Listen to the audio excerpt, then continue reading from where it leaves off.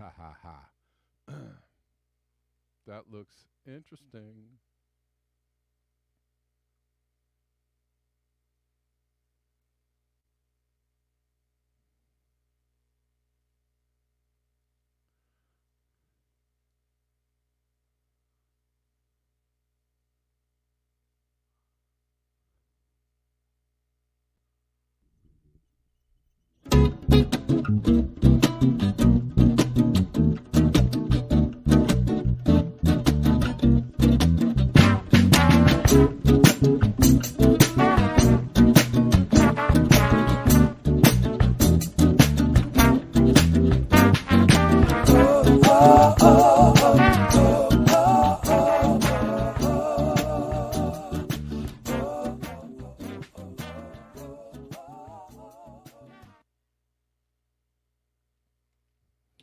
All right, greetings.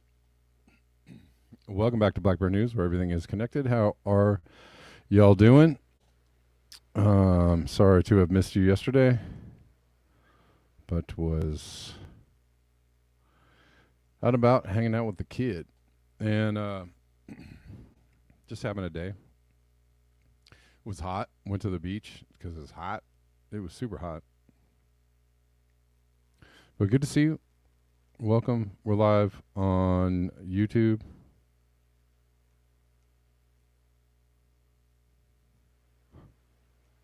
Colin and on Rockfin. Rockfinners, how you doing? What's up? And calling people. I see you. See you filing in. All right. Cool.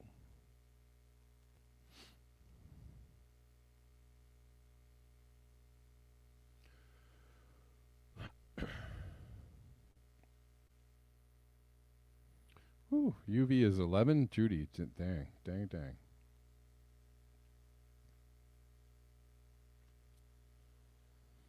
Yeah, the UV is super high.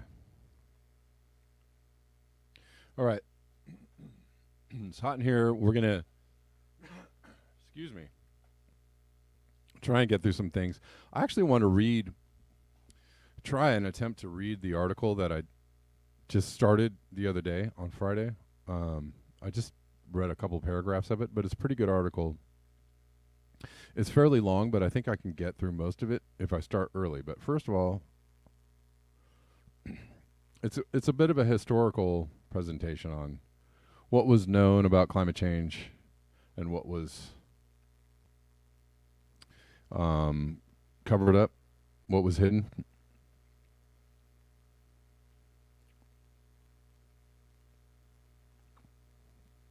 But what is increasingly less hidden is the malfeasance of the global elite who run the global economy, who run the global banks, who run the global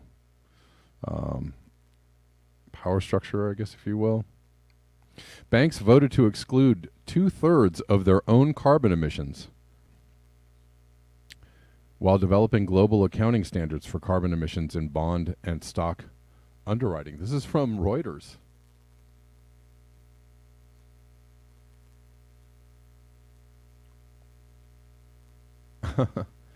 And somebody says it's almost like the ESG cartel doesn't actually care about environmental stuff. Huh.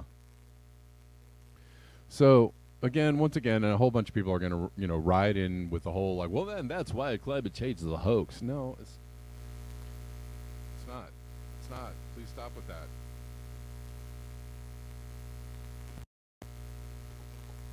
Sorry, sudden buzz. All right. Hey, I'm talking to my cords like as if they can hear me. Hey, you. Um,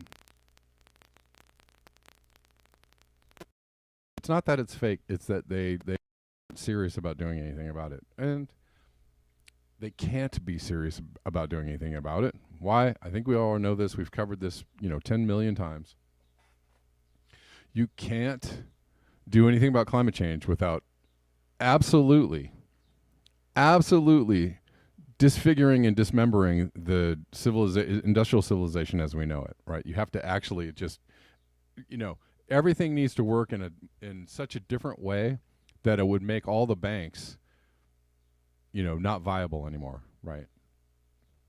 It makes the banks as they currently are run not viable anymore. I was going to say obsolete, but that's not the right word. So, and most of the way we operate on the planet is not going to be possible if we actually mitigate emissions and pollution and resource extraction to the point where we will stop destroying the planet. So they can't. They know that climate change is real. They actually can't do anything about it without wrecking their own business. And so that's where we're at. And when you look at the wealthy and you see them not really actually doing the right thing about climate change, you should be upset. You should ask questions. You should go, what's going on there? But it doesn't mean that climate change isn't happening. That is the wrong conclusion to come to, and not a very thoughtful one, actually. I mean, that's kind of like a very surfacey conclusion to come to. Kind of like, well, climate change is real. Why is everybody driving cars? That is like the lowest of lowbrow attempts at understanding what's going on. Yeah, why are people driving cars? Why is everyone driving cars if climate change is real? Great question. But you can't, it's a logical fallacy.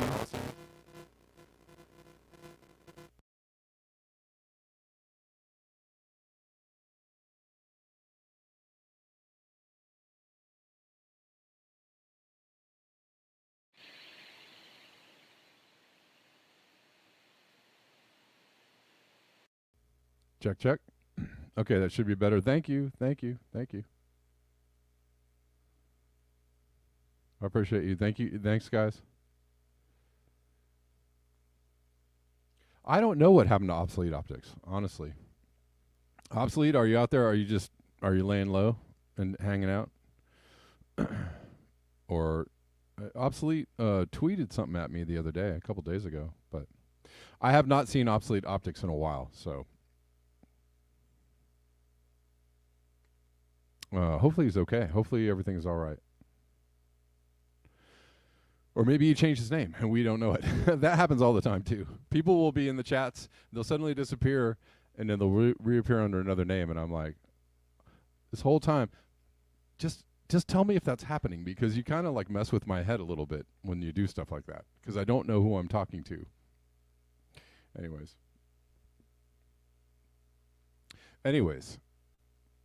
what was I saying? Yeah. So it's a highly illogical to think well, everybody's driving cars, or the rich are still buying big homes. That means climate change is fake. That is a completely illogical way to think. Super illogical.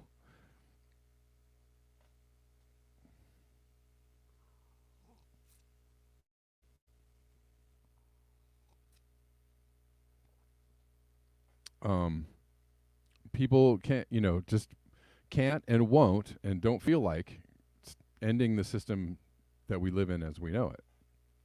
That's why they continue to do that, even though they know the things they are doing are destroying the planet. And we're all kind of doing that together. That sucks.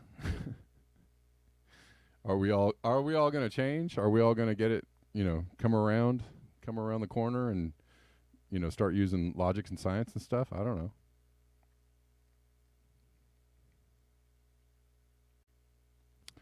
That's a good moniker, Rich Diana, Sisyphus, right? Sisyphus. It's good.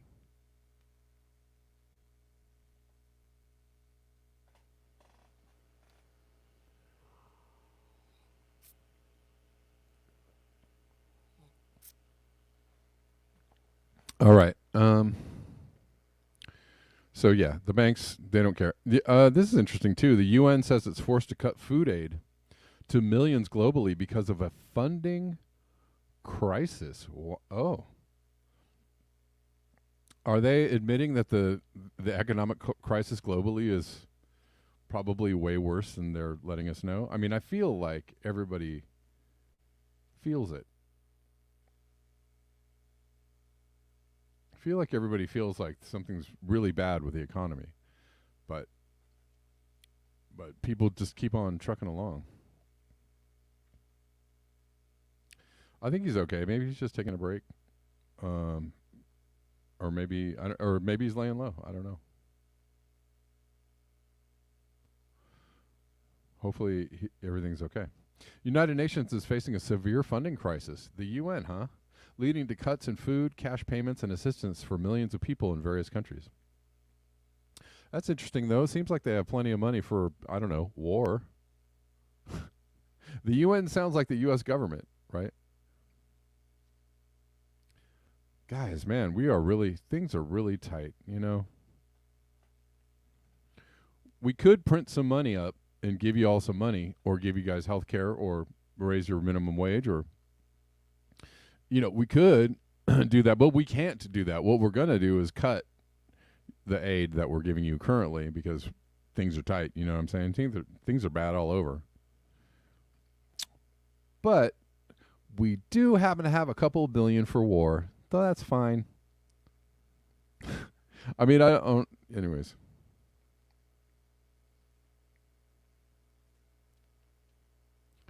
But it's it's an interesting, and on top of that, they're doing this on the heels of Russia, and they're talking about mostly like African and Middle Eastern countries, but this is coming on the heels of Russia meeting with Africa and saying like, "Hey, you guys want some aid?" Russia just met with African leaders and said, "Hey, you want a bunch of free food and stuff? You want some aid?" This is not a good look for the UN, the UN parentheses US. Not a good look. You want to erode your global trust even more? Do stuff like this. Anyways, donations to the World Food Program have decreased by about half, while acute hunger levels reach record highs. Why do you think Russia is like, hey, we got some food? This is a really great time to build up some alliances, some trust, some faith.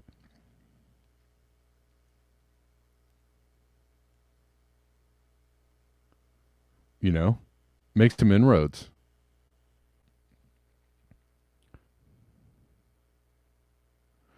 At least 38 out of 86 countries where the WFP operates have already experienced cuts or plan to reduce aid. These countries include Afghanistan, Syria, Yemen, and West Africa. What?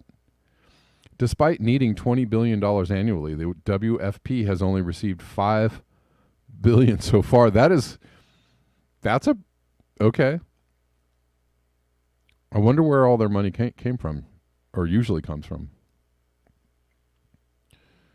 I would like to know. I bet they don't say.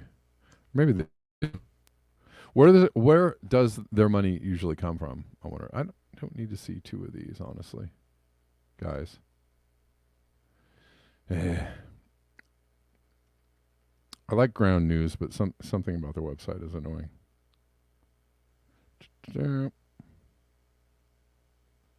Humanitarian needs are going through the roof.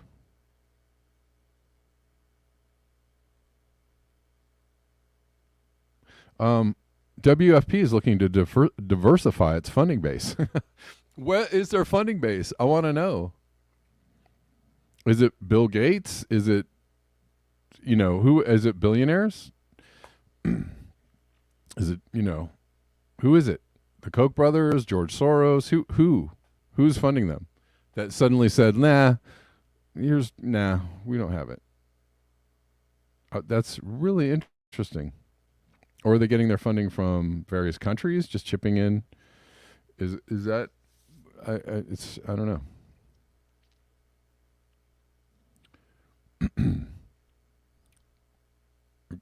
Are they relying mainly on? I'm just curious as to who is funding the UN food programs.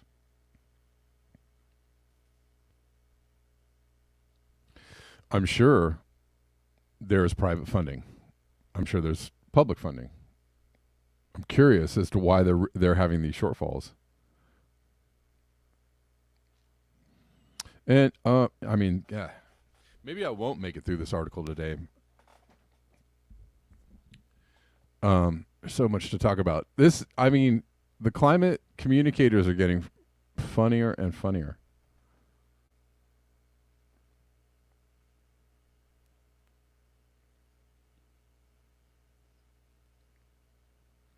As Leo Varadkar this week argued that investing in rail should really mean more roads and more cars. Let's look at a typical urban European hellscape as a direct result of the woke war on cars. We've been warned, sheeple, wake up. He's poking at the hashtag war on cars. Oh my God, they're going to take away my personal vehicle and build this beautiful area with trains and walkable streets and people in cafes.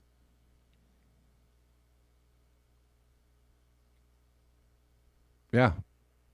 Looks hellish. There's lots of these pictures around. That's why I feel like it's a fairly nuanced. Do I agree with everything that some people are proposing to do about climate change? Not necessarily, but I think stuff like this is just common sense. And they do this a lot in Europe, but they're and they keep talking about, oh my God, 15-minute cities are going to take away your cars, force everybody to live. And they might be doing stuff like that. They do that and stuff in China. But something without the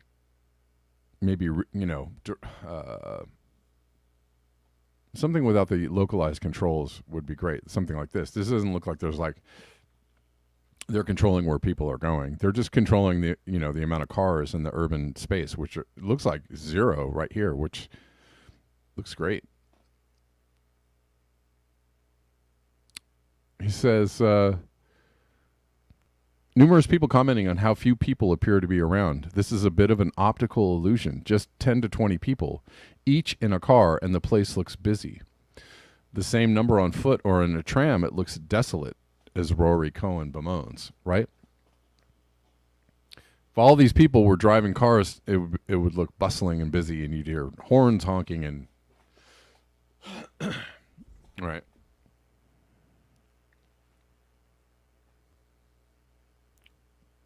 What happened to my calling people?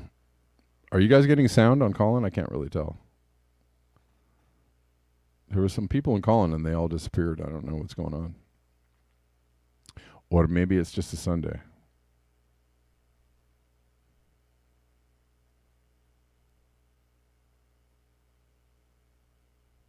But if there's something wrong with the sound, let me know.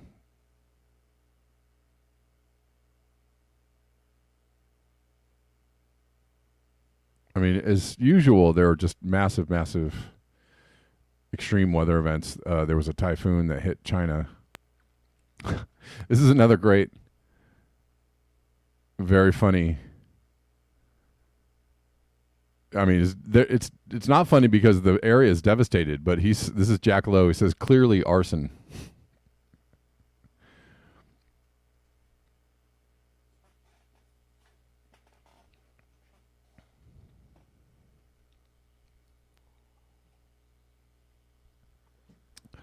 Clearly, these are the, somebody's out there doing this. I don't think so. I don't know how you make floods happen, but let's hey Joseph, how you doing? Y'all, I'm gonna take this call from Joseph. How you doing? Hey, what's up? How you doing? Your sound appears to be working. Okay, thanks. Is that what you're calling the phone? Well, that's what it inspired to call, but what I was trying not to call about was I used to be a proponent of the newfangled ideas of developing urban areas without personal transportation, without personal anything. And that's what led me to where I am because I come from physics.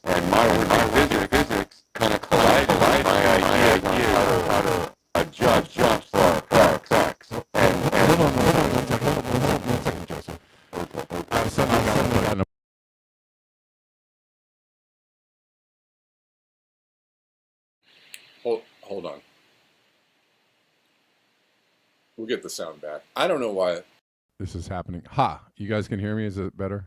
I just didn't want everybody suddenly was freaking out, all caps, on YouTube telling me the sound went south. So I wanted everybody to be able to hear you. You know, I don't even have YouTube up, but I could hear them because of the caps. Exactly. Is that better? All right. Everybody's better. Everybody's better now. Just the concrete from doing what they're suggesting on a long enough timeline, just maintaining that concrete will end the life on the planet the same as anything else. Yeah. That's really the problem with those concepts. Yeah, no, I hear you. I feel like it's much more pleasant though in the short term, right? Like it certainly appears pleasant, yeah. Well, and then just to add, I mean, I'm showing some videos. I'm showing some videos of like car, you know, all these flood videos have like cars just bobbing in the water, right? And right. Somebody else had another good. Maybe I can find it. The tweet. Somebody had a tweet talking about like in all these videos, you just see cars floating away, and they're like, so to all the they're going to take your personal, you know, it's the cars and the car infrastructure that is, you know, really doing a number on the planet, and they, you know, and they're the first to go, right? You know, it's just like these floods come That's the point. Cars are such a small part of the whole problem. I know. It's a convoluted argument. But if you took away the cities, all the cities, and all the materials of all the cities, and all the shipping, and put them back where they came from, you know, deep underground, that would have the greatest effect on reversing the acceleration of climate change. Yeah, I agree with you. I mean, our worst. The worst thing that we're doing right now is saying stuff like we need to build infrastructure. I mean, still building stuff that we don't need. I mean, you know, there's,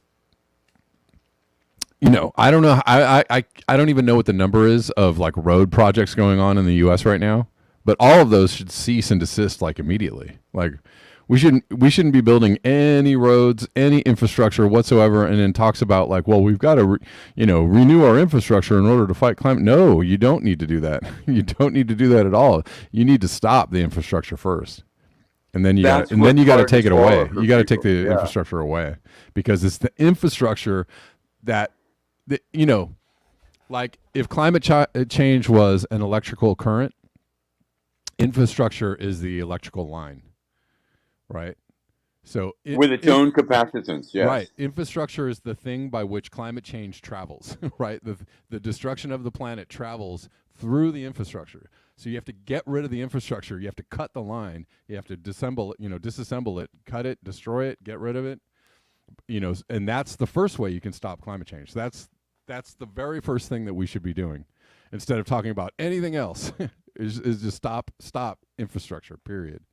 And the stop first building, pushback. stop making the stuff, stop doing it, and we can cannibalize. I mean, we've made so much stuff. There's so many trillions of whatever it is, the number. I don't know what the number is. Billions of tons, right? Trillions of tons of stuff that we've made. It is true. We've made more stuff than there is biological material on the planet. By far.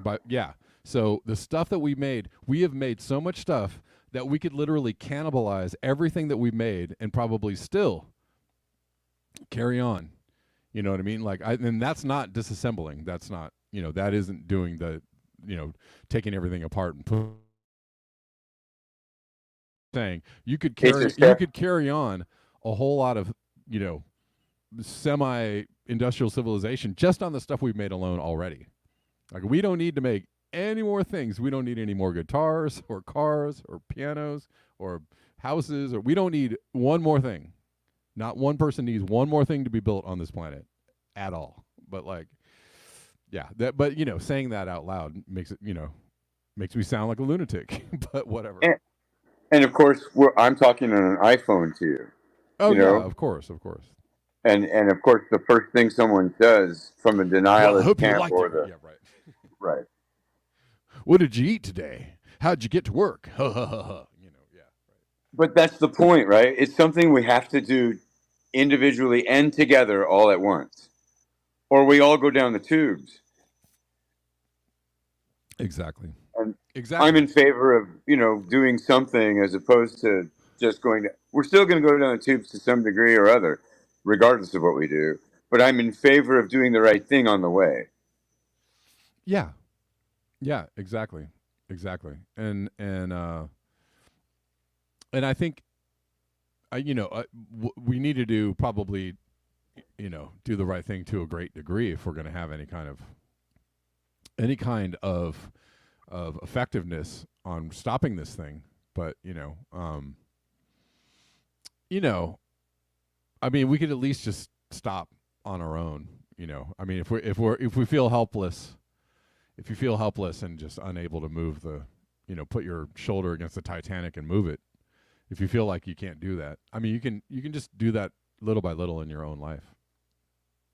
Absolutely. And maybe it doesn't mean anything, but you tried. And I know it's like this is my motivational speaking gig for the day right here. But you tried. You're doing your best. Do your best. Do your best to stop adding to the problem if you can. It's and inspire other people to do the same. That's the hard part. Yeah.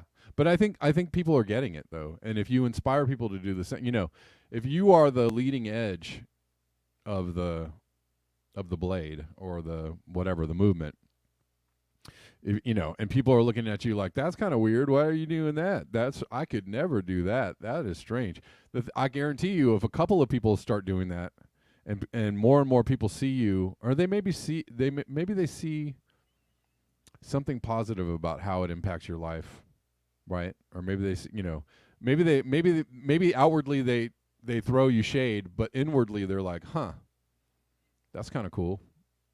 Actually, maybe I could do that, right? If you move the needle a little bit within somebody, and you can get them to, you can get a couple of people to go, all right, well, I think I'll try it that way. I mean, like, there's people out there that are way ahead of me as far as like stopping what they're doing, stopping the onslaught of civilization in their lives. There are people way ahead of me, and I'm way ahead of a lot of other people, and I just try to get better. I'm with you all the way. I think what you're saying is kind of what Arlo Guthrie was saying about humming a few bars of Elvis's restaurant. Yeah, you Yeah, got one person. Yeah. sure.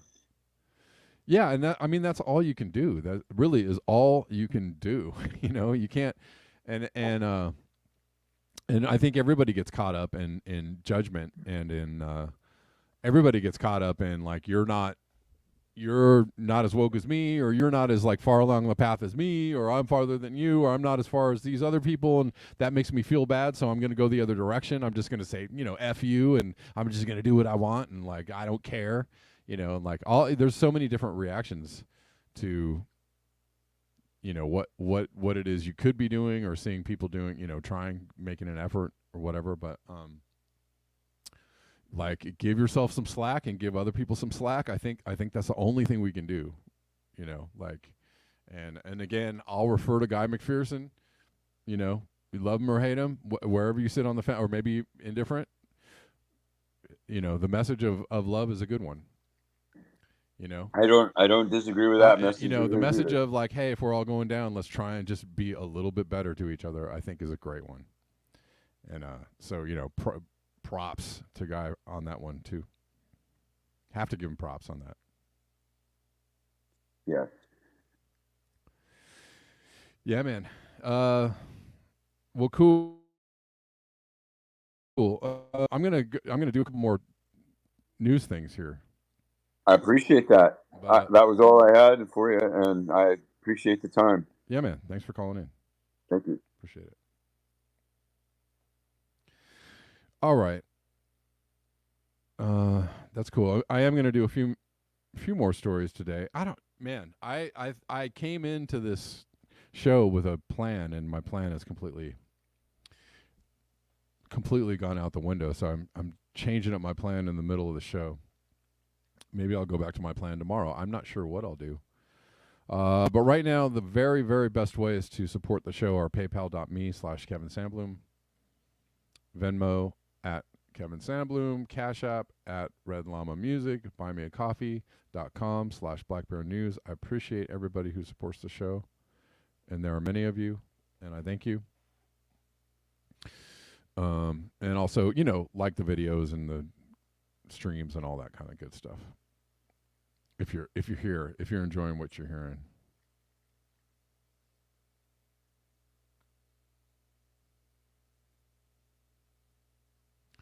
All right.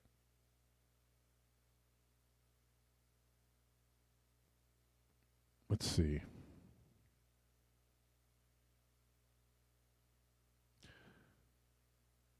Well, let me do this. I am going to try and read this article, and I've got about 25 minutes left of the show.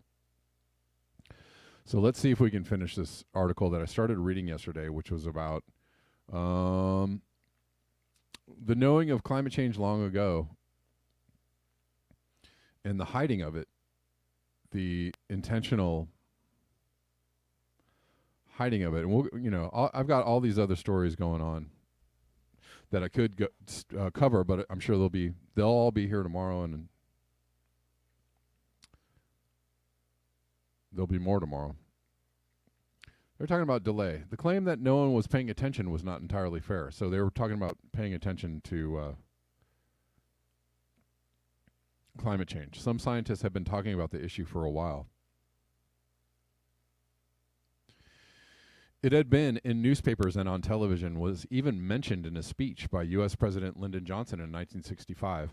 A few months before the CIA report was issued, the U.S. Secretary of State, Henry Kissinger, had addressed the UN under a banner of applying science to the problems that science has helped to create. That is, Henry Kissinger, not a great guy, but that is an incredible thing to say. Not a good guy, but but a smart guy. He's not dumb. He could be evil, for sure, super evil. He's, psychopathic in many ways, but not a dumb guy. And saying something like that is really, pretty on the nose. Applying science to the problems that science has helped to create, including his worry that the poorest nations were now threatened with the possibility of climatic changes in the monsoon belt and perhaps throughout the world. Again, that is something he said long ago, which was quite prescient. Still, the report's authors had a point. Climate change wasn't getting the attention it could have, and there was a lack of urgency in discussions. There was no large public outcry, nor did anyone seem to be trying to generate one. Although initially prepared as a classified working paper, the report ended up in the New York Times a few years later. By this point, February 1977, the problem of burning fossil fuels was seen more through the lens of the domestic oil crisis rather than overseas famine. The climate crisis might still feel remote, the New York Times mused, but as Americans feel the difficulties of unusual weather combined with shortages of oil, perhaps this might unlock some change. The paper reported that both energy and climate experts shared the hope that the current crisis is severe enough to close enough to home to encourage the interest in planning required to deal with those long-range issues before the problem gets too much worse. I think I read this part yesterday. And yet, if anything, debate about climate change in the last third of the 20th century would be characterized as much by delay as concern, not least because of something the political analysts at the CIA seem to have missed: fight back from the fossil fuel industries. When it came to constructing that delay, the spin doctors could find building materials readily available within the scientific community itself. This is actually a really great part of this article. In 1976, a young climate modeler named Stephen Schneider decided it was time for someone in the climate science community to make a splash. But I want to go back to that last sentence. Spin doctors trying to create delay, they could find building materials readily available within the scientific community, right? You can fit science to say the things you want to say. You don't have to go outside of science. You don't have to make things up. You can use, right? Anyways. Going back to Stephen Schneider. As a graduate student at Columbia University, Schneider wanted to find a research project that could make a difference. While hanging out at the NASA Goddard Institute for Space Studies, He stumbled across a talk on climate models. He was inspired. How exciting it was that you could actually simulate something as crazy as the Earth and then pollute the model and figure out what might happen and have some influence on policy in a positive way, he later recalled. After years of headlines about droughts and famine, Schneider figured the time was right for a popular science book on the danger climate change could cause. The result was his 1976 book, The Genesis Strategy. Although he wanted to avoid positioning himself alongside either what he called the prophets of doom on one side or the Pollyannas on the other, he felt it was important to impart the gravity of climate change and catch people's attention. And attention it got, with a jacket endorsement from physicist Carl Sagan, reviews in the Washington Post and New York Times, and an invitation to appear on Johnny Carson's Tonight Show. This rankled some of the old guard who felt this just wasn't the way to do science. Schneider's book drew an especially scathing attack from Helmut Landsberg, who had been director of the Weather Bureau's Office of Climatology and was now a well-respected professor at the University of Maryland.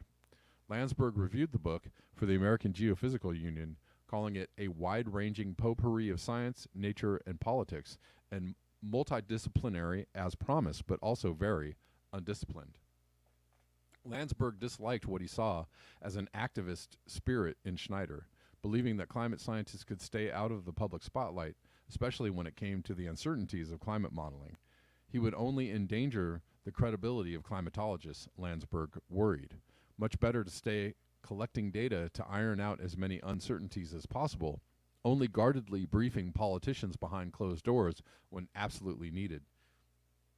You sense some scientific reticence there?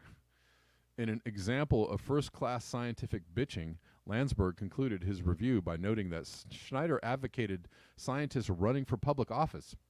Not a bad idea, and that perhaps he had better try that himself. But that if he did want to be a serious scientist, one might suggest that he spend less time going to the large number of meetings and workshops that he seems to frequent and join a scientific library. In part, it was a generational clash. Schneider belonged to a younger, more rebellious cohort, happy to take science to the streets. In contrast, Landsberg had spent a career working carefully with government and the military, generally behind closed doors, and was scared that public involvement might disrupt the delicate balance of this relationship. What's more, the cultural norms of scientific behavior that expect a good scientist to be guarded and avoid anything that smells remotely of drama were deeply embedded, even when, like any deeply embedded cultural norm, they can skew the science. Landsberg was far from the only established meteorologist bristling at all this new attention given to climate change. Some felt uneasy about the drama, while others didn't trust the new technologies, disciplines, and approaches being used. In the UK, the head of the Met Office, John Mason, called concern about climate change a bandwagon and set about trying to debunk alarmist U.S. views. In 1977, he gave a public talk at the Royal Society of Arts, stressing that there are always fluctuations in climate and that the recent droughts were not unprecedented. The climate is always changing.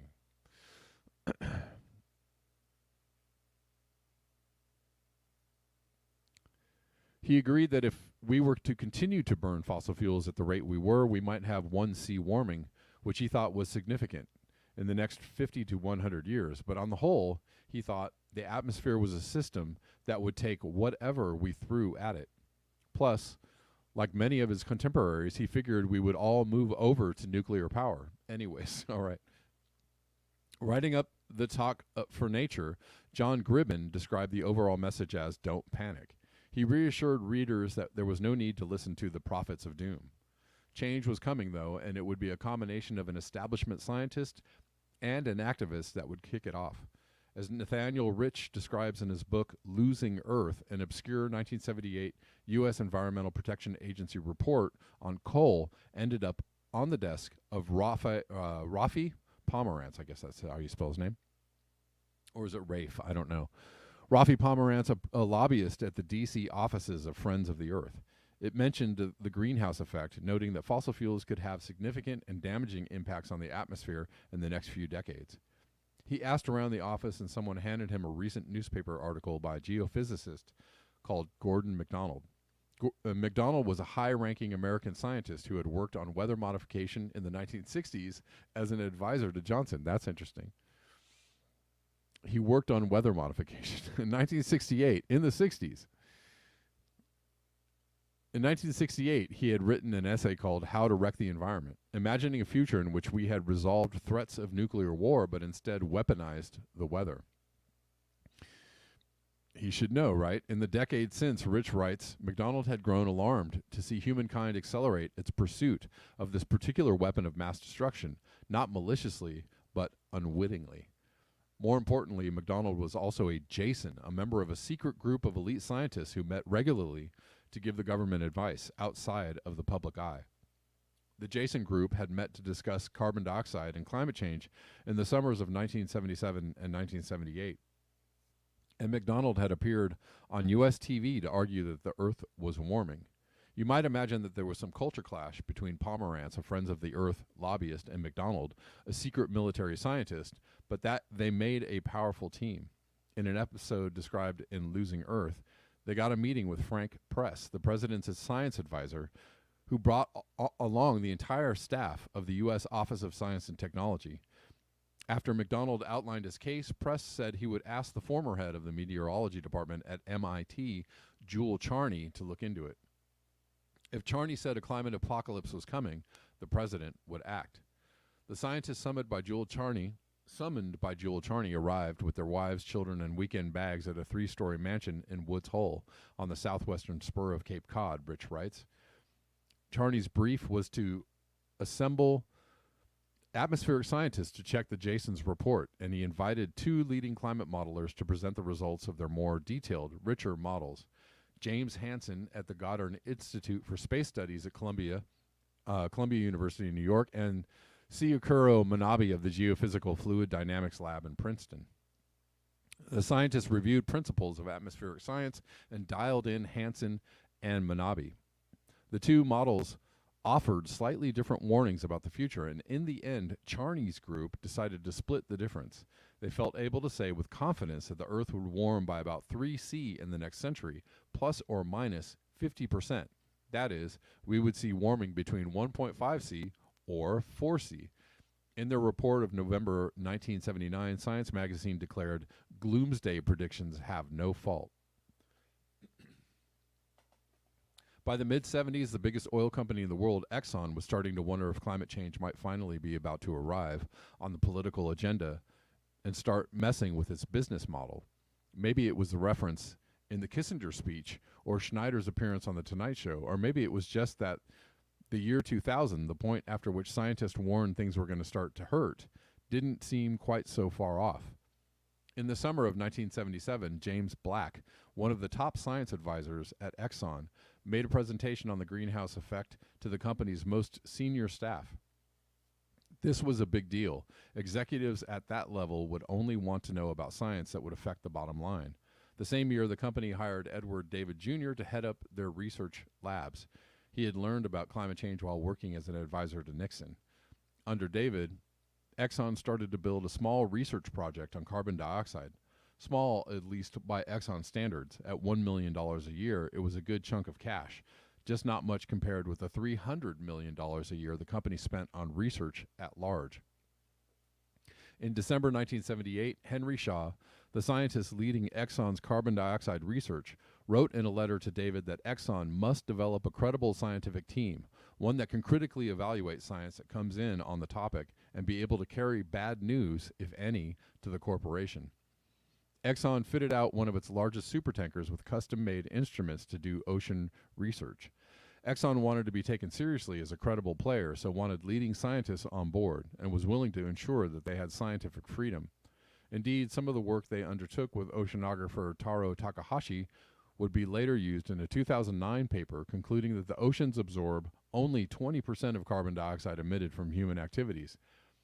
This work earned Takahashi a Champion of the Earth Prize from the UN. In October 1982, David told a global warming conference financed by Exxon, "Few people doubt that the world has entered an energy transition away from dependence on fossil fuels and towards some mix of renewable resources that will not pose problems of CO2 accumulation." It's 1982. The only question, he said, was how fast this would happen. I'm going to pause right here and just say the latest reports in 2023 is that we are using more fossil fuels than ever, right? Demand is higher than it ever was in history of Earth.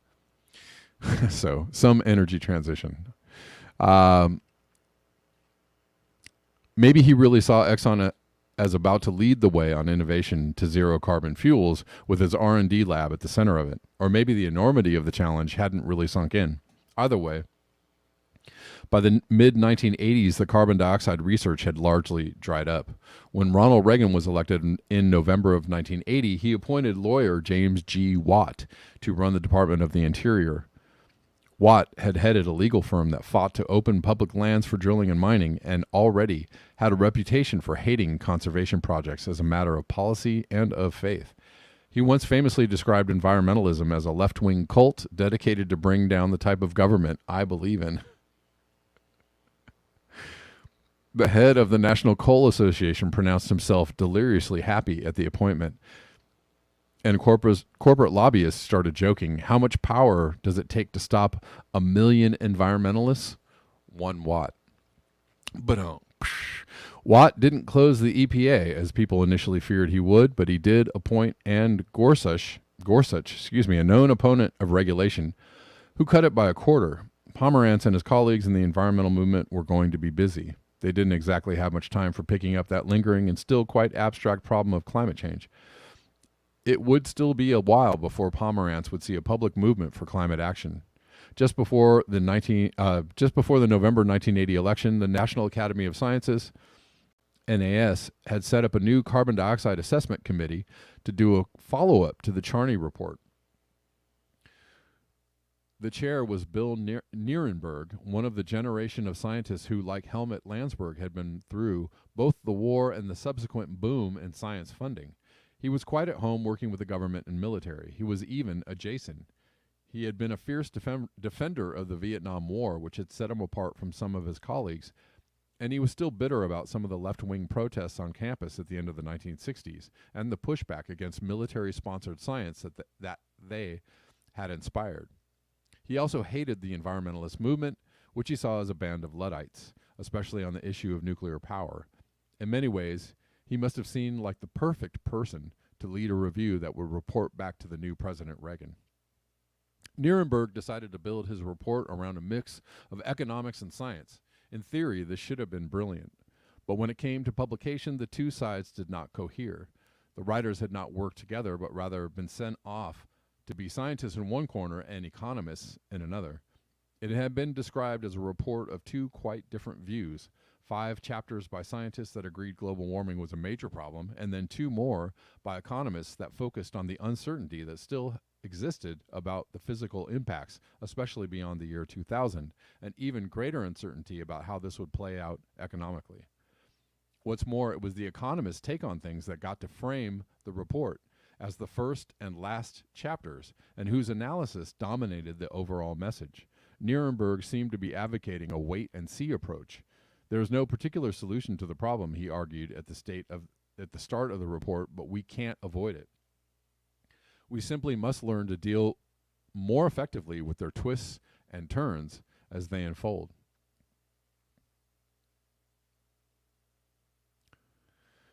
For their 2010 book about climate skepticism, Merchants of Doubt, Naomi Oreskes and Eric Conway dug out the peer review notes on Nierenberg's report from the NAS archives. One of the reviews was from Alvin Weinberg, a physicist who had been raising concerns about climate change since the 1970s, and he was less than impressed. In fact, it might be better to say he was appalled by the stance Nierenberg had taken. At one point, the report had suggested people would probably adapt, largely by moving. People had migrated because of climate change in the past, it argued, and they would manage again. It is extraordinary how adaptable people can be, the report muses. Weinberg was scathing. Does the committee really believe the United States or Western Europe or Canada would accept the huge influx of refugees from poor countries that have suffered a drastic shift in rainfall pattern? Oreskes and Conway did some digging into the reviews and noted that Weinberg's was not the only negative one, although the others were slightly more polite. Puzzled as to why these criticisms were not responded to, a senior scientist later explained to them, Academy review was much more lax in those days. In the end, as Nathaniel Rich describes, the report was launched in October 1983 at a formal gala at the NAS's cathedral-like Great Hall. Peabody Coal, General Motors, and Exxon were all on the invite list, and Pomerantz managed to sneak in via the press conference. The White House had briefed the Academy from the get-go, making it clear it did not approve of speculative, alarmist, or wolf-crying scenarios, that it thought technology would find the answer, and it did not expect to do anything other than fund research and see what happened. The NAS knew these people would be in charge for the next few years, and possibly figured that the best idea was to give them the most scientific version that they could find of what the White House wanted. Or possibly, it simply was what Nuremberg believed. Either way, from the perspective of today, it's hard not to see it as a big misstep. The report's introduction stated up front, our stance is conservative. We believe there is reason for caution, not panic. Roger Revelle, the first scientist to brief Congress on the climate crisis back in 1957, addressed the press conference. As Rich recounts, he told reporters, we're flashing a yellow light, but not a red light, he added. It's not an unmitigated disaster by any means, it's just a change. And so the Wall Street Journal reported, a panel of top scientists has some advice for people worried about the much publicized warming of the Earth's climate. You can cope. Where were the activists in all of this? Where was the big public movement for action on climate change that campaigners such as Pomerantz were longing for? Environmental groups were booming, both in the mainstream NGOs and more radical groups, but they tended to focus on other environmental issues, such as saving the whale or the rainforests, or fighting road building. It wasn't really until the 2000s that we saw the emergence of climate-specific groups and climate dominating the larger NGOs' portfolios. If anything, the first really active, explicit climate campaigners were the skeptics. Climate skepticism is as old as climate science itself, and in the early days it was an entirely sensible position. It is normal for scientists to raise a quizzical eyebrow when something new is presented to them. The oil industry took this natural scientific skepticism and tapped it.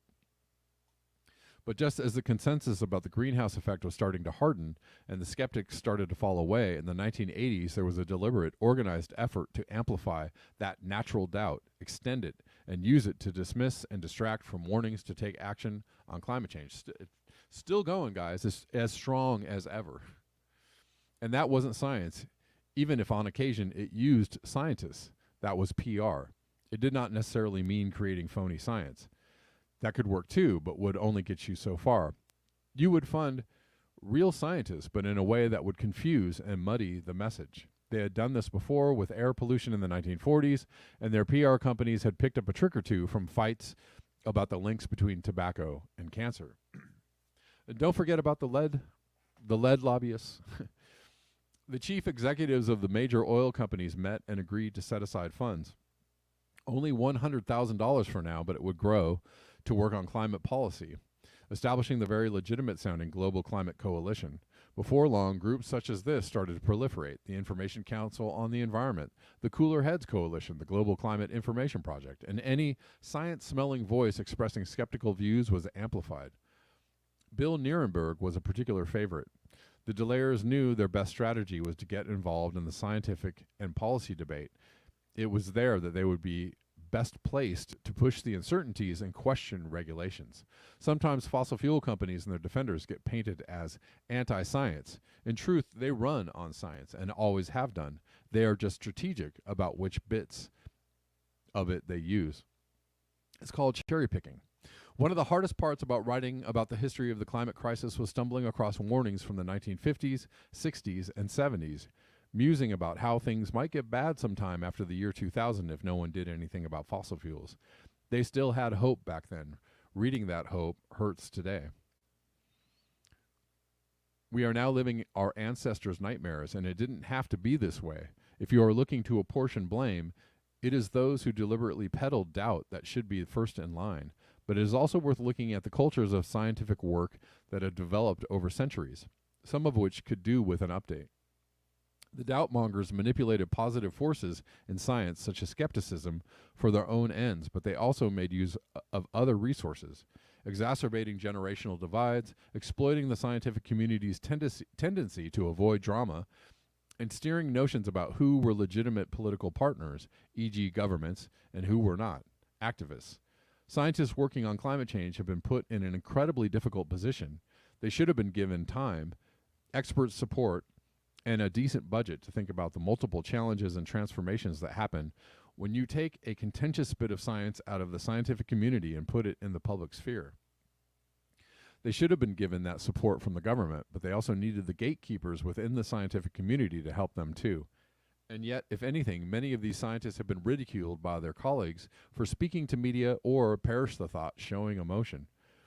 As citizens of the 21st century, we have inherited an almighty mess, but we have also inherited a lot of tools that could help us and others survive. A star among these tools, sparkling alongside solar panels, heat pumps, policy systems, and activist groups, is modern climate science. It really wasn't all that long ago that our ancestors simply looked at air and thought it was just that, thin air, rather than an array of different chemicals. Chemicals that you breathe in or out, and that you might set fire to or could get high on, and that might, over several centuries of burning fossil fuels, have a warming effect on the earth. When climate fear starts to grip, it is worth remembering that we have knowledge that offers us a chance to act. We could all too easily be sitting around thinking, the weather's a bit weird again today. All right, guys, that's it for that article. I hope you enjoyed that. And I thought it was a good article. Well done. I don't know if it, it's hard to cover all the aspects of climate change or what did or did not happen or was not agreed to in the past into the future, but I think it was a pretty good overview. All right, guys, thank you so much for your eyes, your ears, and your conscience. And I will be back tomorrow at the regular time of 12 p.m. Pacific Daylight Time. I appreciate you all hanging out with me on the interwebs every day.